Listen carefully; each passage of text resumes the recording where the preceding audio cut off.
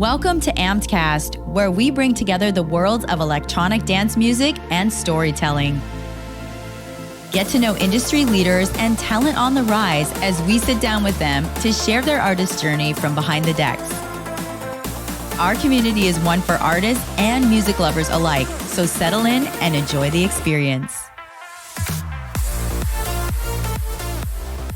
Welcome to Ampedcast Sessions, where we connect you with the DJs from behind the decks to share their stories that inspire you and help you transcend in your music career. And today we are live at Tequila 512 for a special episode during South by Southwest 2025. And today I have an incredible friend, one of the first people I met in the scene when I moved to Austin, Dustin Caputo. Hey guys, thank you so much for having me, Kay.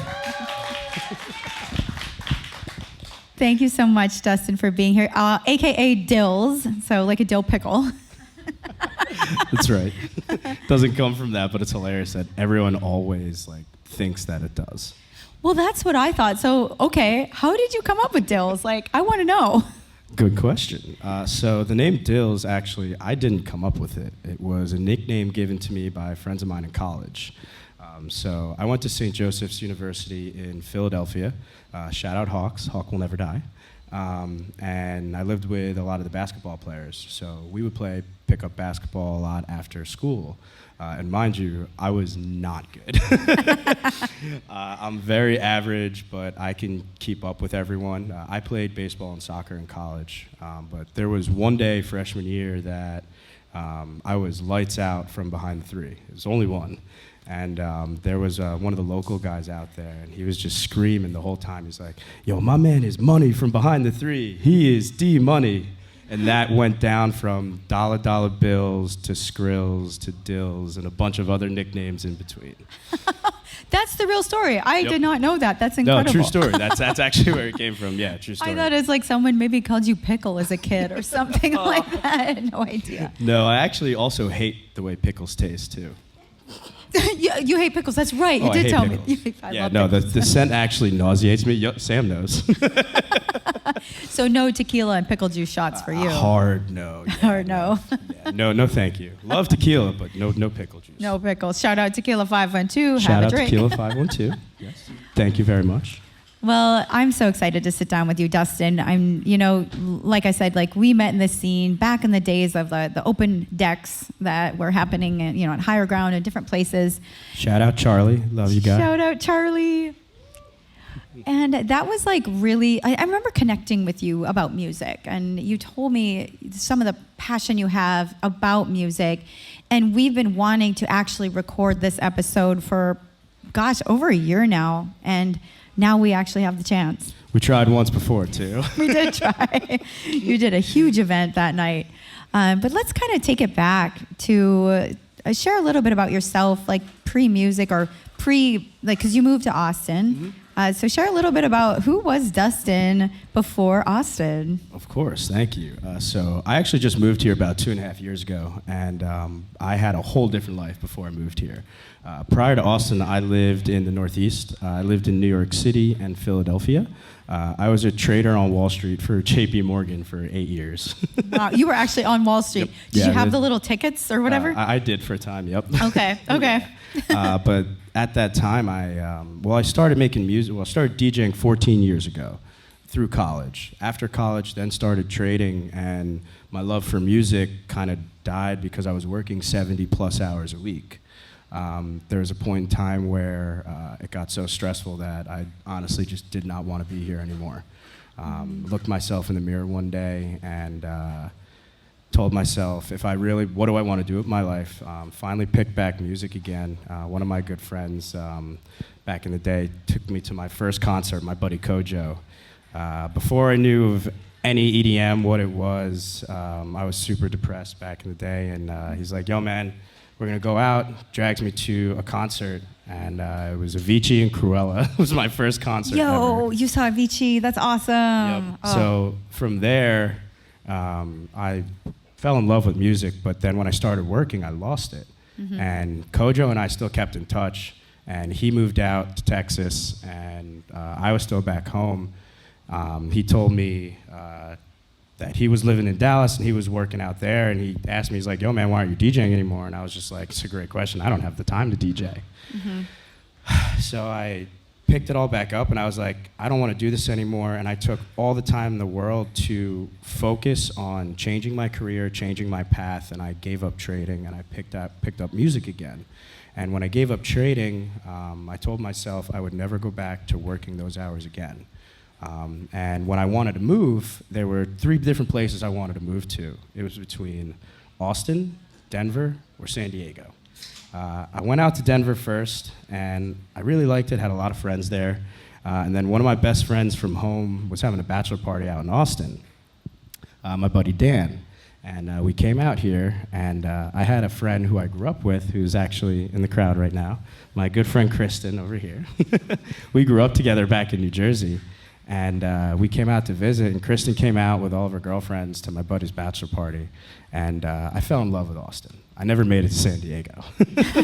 I think you made the right stop. No, I definitely did. And Kristen and all my friends and everyone else out here allowed me to see the light that Austin's where I'm meant to be, Austin's where I want to be. Now, the next question was, how the heck do I get here? Yeah. Because at the time, I was still working, and I was in an office way too much.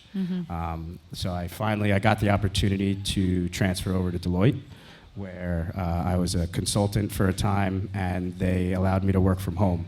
And then they allowed me to transfer out here to Austin, and my whole journey changed again. And aside from Kristen, I knew not a soul out here. Music was the background for me. And in order to meet people, I went out by myself to bars and clubs, literally. And my good friend Charlie, he's out here somewhere. He was one of the first people I met out here in Austin, thanks to a secret disco photo shoot. All thanks to Tanner. Charlie told me, he's like, hey man, I just, starting this open decks thing. I'm gonna be DJing at this place called Higher Ground. No one's probably gonna be there, but if you wanna come out.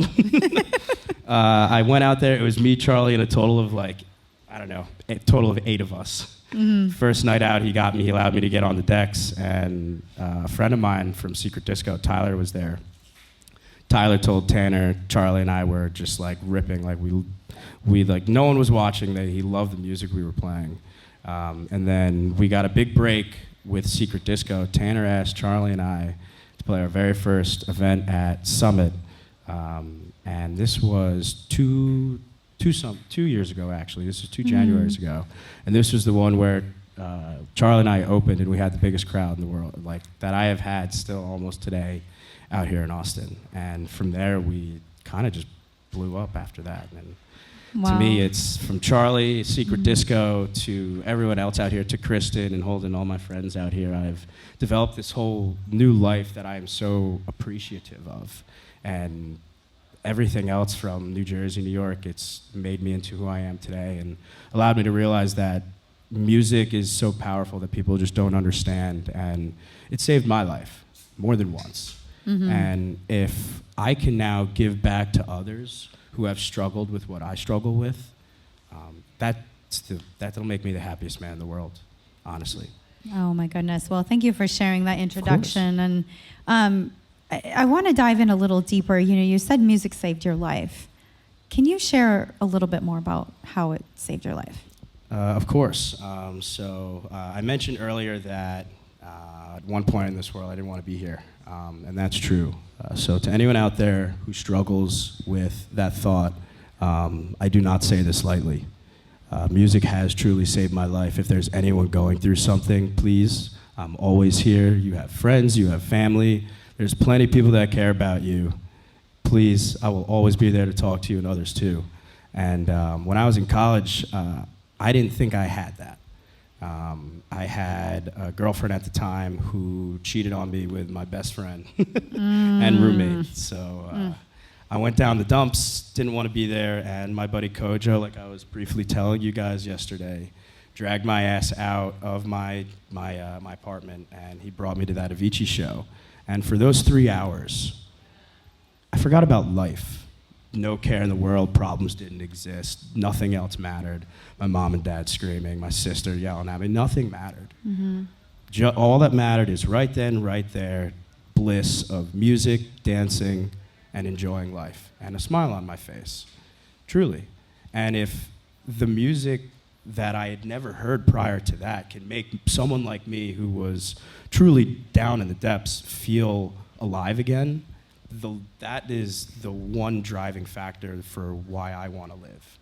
And now I do everything to help others with my music, and albeit this year has been a very difficult one for me, but all the people in this room have truly allowed me to keep going forward. And I hope that I can be a guiding light to everyone else going forward with all the new music I am going to play here today. Oh, well, thank you so much, Dustin, for that vulnerability and transparency to share, because it really does show how this passion that you have for music brought you a new sense of purpose.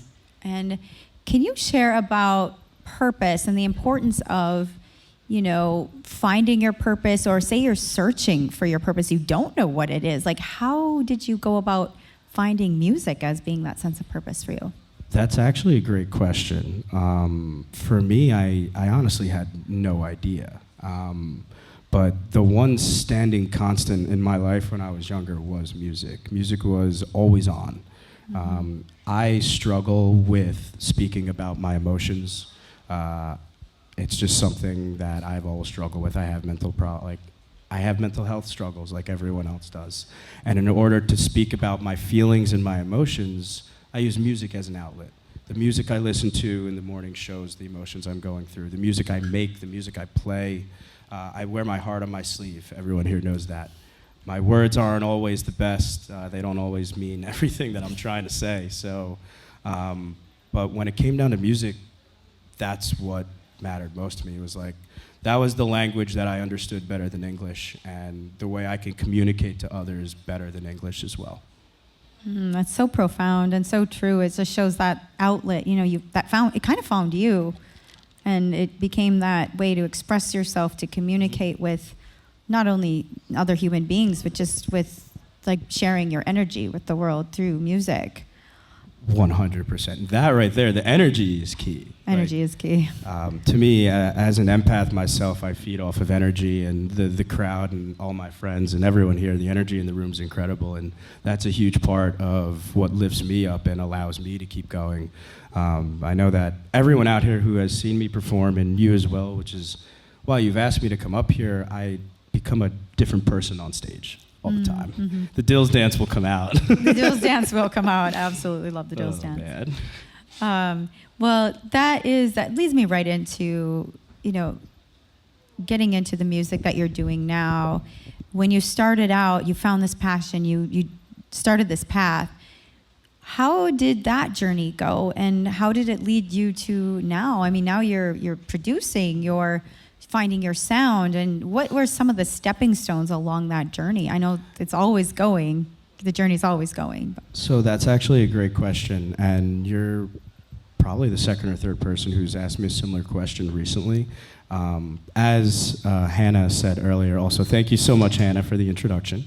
I have played multiple different genres of electronic music. I started in dubstep, still have like a passion for it. I went to progressive house and big room. Now my passions lie in house music, groovy, that old school disco house, and like minimal tech.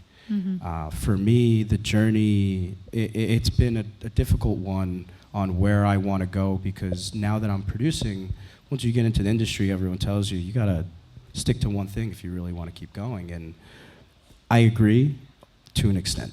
I want to be someone who can put out music because he loves it. And the whole point I got into making music was to help others for the music that had saved me. So why make music for anything else but that? So that's been a struggle to navigate, honestly, within those last 2 years. With that being said, I have leaned in towards more of the disco house, like more like that style, your Mark Knight style, Tool Room record style, which I know and love. It's very soulful. Yeah. But I know I'll what still you throw mean. a little flair in there. Yeah, I like the soul energy. You do bring that, and I resonate with that. I get it from my father. My father grew up in Brooklyn, Studio 54 guy. So yeah. that's growing up. engraved in my heart. It's in your blood, yeah, for sure. Yeah, oh yeah. Epigenetics, guys. Oh yeah, I'm excited for it. And now so this year you ventured down a new path. You were DJing, and now you're producing, and you have a couple tracks out, correct? Yep. How was that transition from DJing to the production scene? It's like learning a brand new language, truly. It's starting from ground zero. It is learning to produce music has been the hardest thing I've ever had to do in my life, and it's a never-ending journey. I do have a song with my good friend Nick out here, wherever he is. Shout out my guy Nick, who was just on. You'll hear it later. I'm excited to play it. And my good friend Jay, who is not here. But and I also got the opportunity to go through a music production academy called Cosmic Academy. Shout out Charlie as well. He was a Cosmic guy. Hannah's a Cosmic girl. Going through the production academy and learning through all my friends is great, and I've experienced and progressed and grown as an artist, but I am still at square one. I know everyone in here who does produce knows exactly what I'm saying. I have 2 originals that I have finished that I'm going to release. I'm going to play a couple originals today as well. Other than that, I don't have much else that I have made yet. It's been a struggle, and I say this openly, vulnerable, because exactly why it's been a tough year for me. And production has its ups and downs. It's a roller coaster, and a lot of people in here know that. Same thing goes with everything else we do in our everyday lives. Recently, I have started a new project, and I'm very excited to get into it. But learning how to produce has been difficult, but extremely rewarding. It's one of those where when you finally like the light clicks, it's like a natural high that a dopamine, it's a natural dopamine rush. 100%. Truly. Well, you talked about the struggles of learning something new, and even going through life. What is a key to overcoming those struggles? Like, how do you stick with something? Like, maybe speaking to other artists out there who are struggling, or anybody going through something. How did you get through it? It's a great question. A lot of artists out there always see me with a smile on my face, this happy guy who they try to look up to, which I'm very appreciative of. But how I get through my struggles is in private, which isn't always the best. Therapy is the best thing for me that has helped me through things. And if you're ever going through something and you really don't know how to get over it, I say stop whatever it is you're doing and think of 3 things that make you happy in life. For me, playing sports, music, my family. So when I'm struggling or I'm going through anything, everyone has their way of release when they're stressed or they're anxious. I'll shut my phone off, throw on Do Not Disturb, and I'll go play soccer. I love 5v5 pickup out here. I'm in a bunch of leagues. Or I'll just get in the studio and try to make something, or I'll turn the decks on and try and DJ as long as I can until, I'm starting to feel a little bit better, or I forget about whatever it is that I was struggling with. But everyone has triggers. Everyone has, something that they go through. For me, the way I release is something of one of those 3 things. Something you're passionate about, something that allows you to truly forget about whatever it is you're unhappy about. Make you happy, make you live again, put a smile on your face again. 100%. It's thinking of those like gratitudes, those things that you have in your life. Exactly. I immediately, your cat Belle came to my mind too. She has this adorable cat named Belle. I have a daughter. Her name is Belle.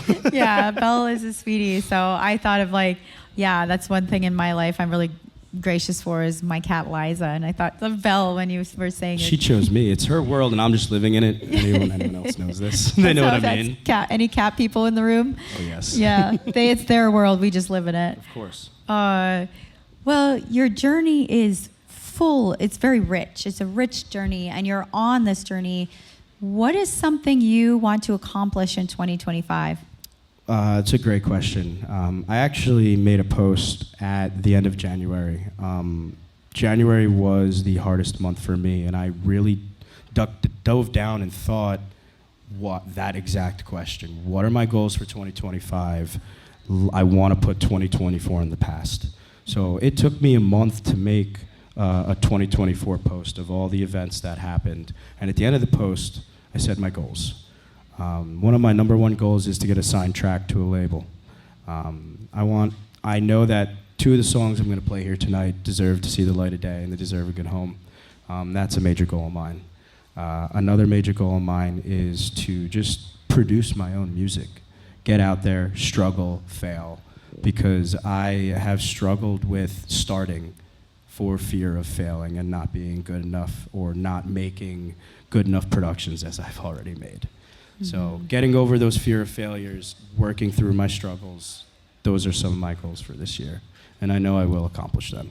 Yes, I absolutely love that. And with your mindset, you know, when you look at fears, for one thing, when you see people who are successful, when you like say someone you look up to who you think is successful, and they must be fearless, right? That's what we think. But reality is they're not. What it is fear, the fear never really goes away. It's what you do with that matters.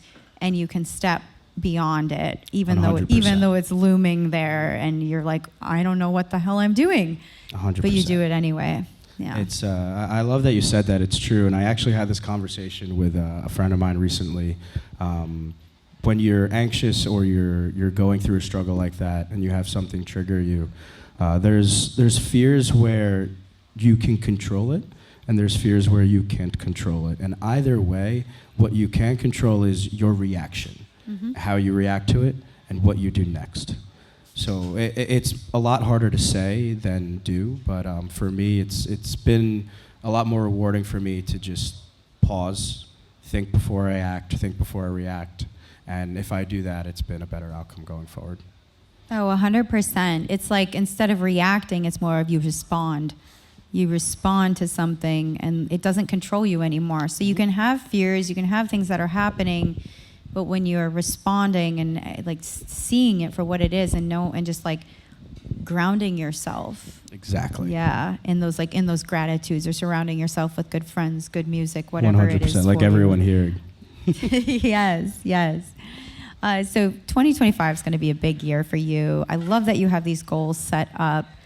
What is something you would tell an artist who is maybe up and coming, who has maybe been in your shoes as like getting on the decks for the first time, or maybe like getting into production? What's a piece of advice you would give them? Get out there. Just go out by yourself. Don't wait. Introduce yourself to people. Like I said before, a lot of people struggle going out alone. I loved going out by myself. I call myself an introverted extrovert. Oh, same. Truly. And it's very difficult for me to push myself to get out there. But if you're new here and you want more gigs and you want to network, the best thing you can do is go out and show your face. Yes. An example is my buddy, I won't name names actually, a friend of mine who asked me how I got into the cut a long time ago. I got very lucky with Bruce and Miggs, who are the owners of the cut. Before I moved here, Bruce was a friend of one of my roommates in college, so I reached out to him. And I was like, hey man, I'm moving to Austin. I would love to get connected with you and whomever else is in the scene out there. I play electronic music. Bruce, extremely humble gentleman, and he took the time out of his day. All right, man, send me a set. Still to this day, I can say the house set I sent to Bruce and Miggs was one of the worst sets you could have sent to those gentlemen of the cut. And for those who know what the cut is, I am embarrassed to say I did that, but Bruce respectfully came to me and he goes, hey man, I can see you're talented. You're incredible with your transitions, but your style is just not for us. And that was it. 6 months, I took that, and what I could have done is I could have pouted, and I could have been mad, and I was like, you know what, fine, whatever. I took that, moved to Austin, and in the first 6 months I moved here, I went out by myself, and I showed my face everywhere. And I saw Bruce everywhere I went. He was in the industry, and I became known as like a very nice guy in the industry, and I networked properly, and I started playing everywhere. Finally, I started getting my opportunities, and I was getting 3 to 5 gigs a weekend. Still hadn't played at the cut. But what was good to me is now that I showed my face, I shook hands, I made relationships, I networked, I'm getting into doors and allowed to play at places. But that's not how it started. I developed relationships first with all the bar managers and owners, and I would go every single night and showed my face. And everyone and all my friends know here, there's nights where when I'm free and I'm not DJing, I have 3 to 5 stops to make. I'm going here, here, and here to support artists because that's how I believe it should be done. I want to be supported, but back to what I was saying before is, as Bruce saw me everywhere I played, he then reached out to me and he goes, hey man, I just got to let you know, I see what you're doing. I see you showing up. You've been to the cut now numerous times. You've supported me, my business. You've supported all of my friends' business. And not to mention, you've actually crushed your DJ sets. I've seen you play. Would you please play at the cut? And after all of that hard work, going out, showing my face, as a new guy in Austin, it was truly rewarding. From someone who truly told me that my style didn't fit, truly told me that my music wasn't for them.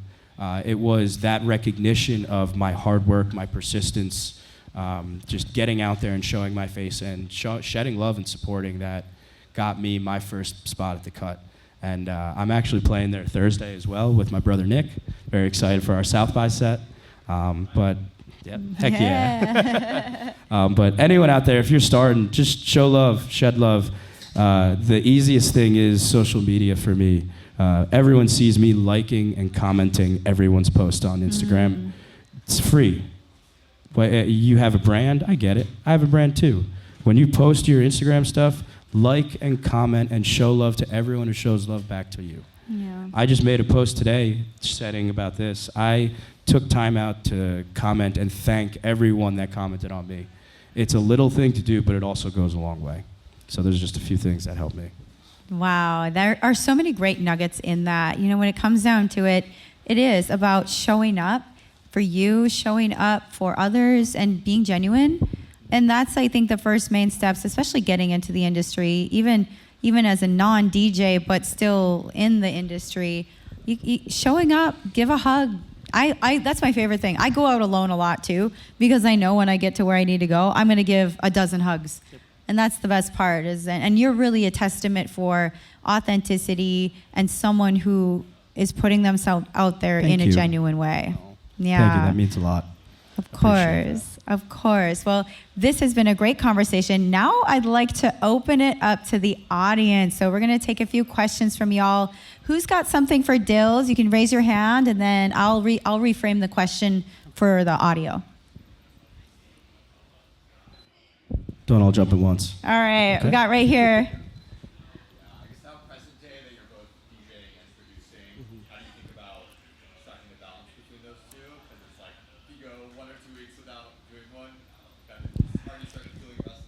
That's actually a great question. I'll reframe it here. So how do you find the balance between DJing and producing? It's a phenomenal question. That's a great question. So to answer bluntly, originally I didn't. I learned the hard way. I actually burnt out twice within the last 6 months. I burnt out in November, or prior to November, and I had to take all of November off. And then I burnt out again New Year's Eve, and I took all of January off, strictly because I couldn't find that balance. So with that being said, I am learning. But going forward, I'm taking less gigs. I'm someone who is taking 5-6 gigs a weekend because I just love playing music, honestly. And it's taken a toll on my mental health. So moving forward, I want to focus on my production. So what I'm doing going forward is hopefully after South by, a few gigs a week. I want to get back to a few gigs a month, ideally, so I can spend those Fridays and Saturday nights in the studio, because I actually did just get another full-time job, so that is going to take away from my free time. So thank you. Congratulations. But my priority in life is still music, and it's going to be producing. So going forward, less gigs, more studio time, less going out, and less drinking. Oh, I like that. Well, thank you for sharing that. All right, right here.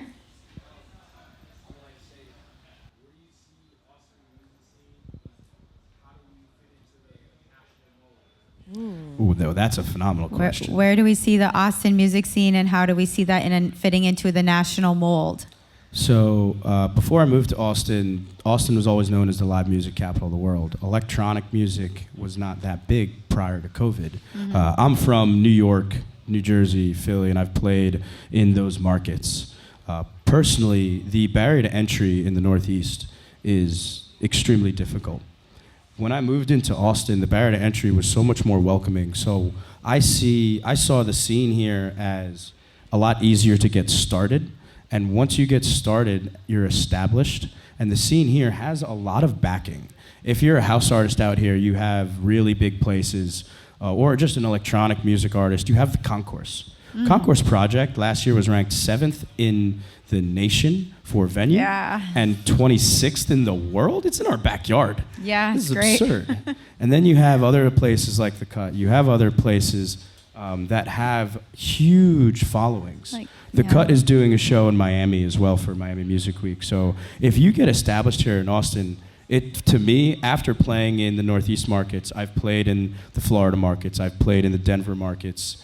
Here in Austin, not only is the barrier to entry less and easier, it's more welcoming, and your music can soar and grow and get seen. I feel like here better than other places, truly. That's a great question. Got another one? Yes. What's going on, brother? Oh, nice to see you, fam.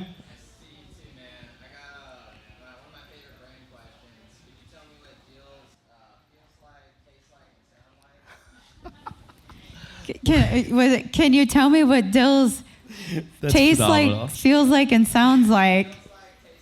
Feels like, tastes like, and sounds like. What DiLLZ feels like. It's not pickles, I guess. Definitely not. DiLLZ feels rough around the edges, but gritty. DiLLZ tastes like birthday cake. Refreshing. Birthday cake. Love it. Love it. And wait, so it feels like, tastes like, and what was the last one? Sounds like. Ooh, what does it sound like? It sounds like I Want Your Soul by Armin van Helden. Oh, I like that. That's what it sounds like. Great. That's a phenomenal great question. That was Thank amazing. you. All right, we got time for one more question for DiLLZ. All right.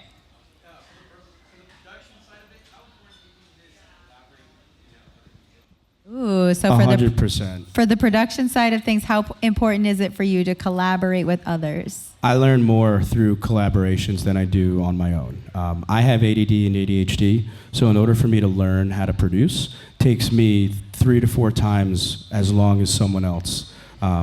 With that being said, I've had that my whole life, and I've built ways around it. But when I'm sitting and producing with another person, it allows me to interact in a different way that I struggle with when teaching myself. So my songs that I have out right now are collaborations. To me, I've learned more in collaborating than I did sitting in a classroom for 6 weeks at Cosmic Academy. So to me, collaborations is a definite must. Get out there, even someone you don't know. They'll teach you something that you've never known before, and they'll honestly, truly help you grow a lot quicker than you thought you could. And I got a question for you. One of the questions I love to ask on this show is, what is most inspiring to you when it comes to your music? Most inspiring to me. That's crazy because I'm someone who never believed that my music was inspiring. And hearing you ask that got me thinking that throughout the week and throughout last week, I had some friends come up to me and just say that I have a story. Just having a story is inspiring to others. Just being able to be myself. We all struggle with imposter syndrome and trying to be people we aren't. I did it for years in New York, trying to keep up, trying to live a life that I'm not, trying to be this asshole that I'm not. But being yourself, truly, it's a good question, honestly. Oh, well, thank you. It was a great answer. DiLLZ, this has been such a fun conversation. How can people connect with you online and get to know your music? Online, it is DJ_DiLLZ_. On Instagram. DJ_DiLLZ_ on Instagram. And that's it. DILLZ. Awesome. And you're on SoundCloud, Spotify, SoundCloud, Spotify, Apple Music, everywhere. all the things. DJ Wonderful. DiLLZ. Thank you so much, DiLLZ. Thank Give you. it up for DiLLZ.